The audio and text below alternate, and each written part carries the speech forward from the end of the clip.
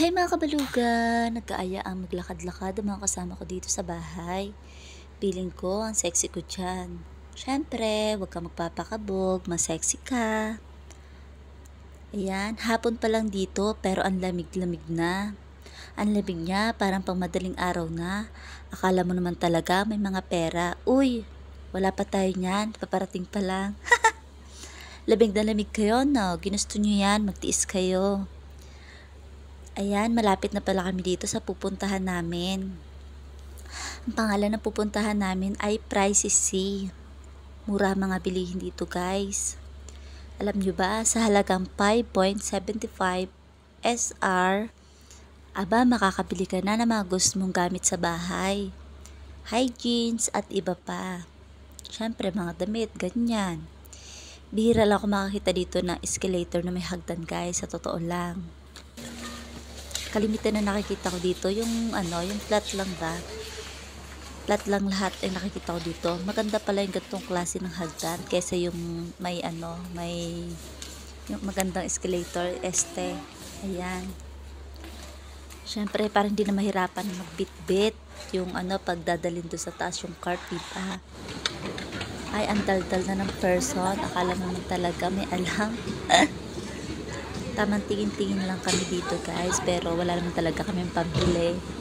Syempre, window shopping lang ang person.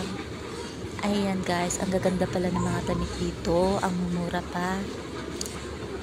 Mumura pa ng mga bilihin dito. Yung mga damit makakapal din sa halagang 5.75 SR. Saan ka pa? Aba, maganda pala to pampasalubong sa Pinas. May pera naman bumili. Tamang tingin-tingin lang kami dito. Pinas to parang new star siya guys, ganyan. Pero dito parang pinalaking version, ganyan. At saka may mga pag ganitong oras siguro nila nilalabas na. Pucho, ganyan. O, diba? Magaganda rin naman siyang klase. May mga unisex. Ayan nga pala yung bungan niya. Parang pinalaking new star lang talaga sa atin. O kaya unitap, ganyan. Ayan, may pagsukat pa ang person. Akala mo naman talaga, bibili.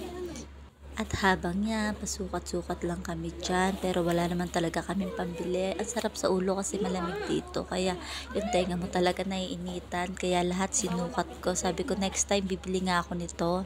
Naglamig na dito guys. Kaya syempre kailangan namin yan paglalabas kami. Kasi malamig na talaga siya. Nanunuot sa mga paa namin. Ang lamig. Kahit naka-medyas na kami, nanunuot pa rin yung lamig niya. Ayan, tumingin na rin kami dito ng mga pang-ipit. Sabi ko, hindi naman ako bibili niyan. Tingin lang muna kami. Kasama ko talaga, hindi makatiis, nagsipili na talaga sila. Sabi ko, ako next time na lang siguro. Pag kailangan ko na. Hindi ko pa naman kailangan kasi hindi pa naman bumabalik ang sumpa sa ulo ko. At ayan na nga, tapos na kami mag-window shopping. At ito nga pala guys, sa inyo, alam niyo ba ang mura ng gasolina dito? Sa halagang 2 SR or 3 SR, aba, makakapagpagasolina ka na. Diba? Dito lang yan. Kaya sabi ko sa sarili ko dito, enjoy ko lang dito yung view at yung pag-i-stay ko dito sa ibang lugar, sa ibang bansa ba. Kasi 2 years lang naman ang kaya sabi ko enjoy ko na lang kahit na homesick ka pa minsan-minsan. Enjoy lang natin kasi 2 years lang naman. Always lang mag-pray. Nagabihan tayo ni God. Yun lang. Bye-bye. Thank you.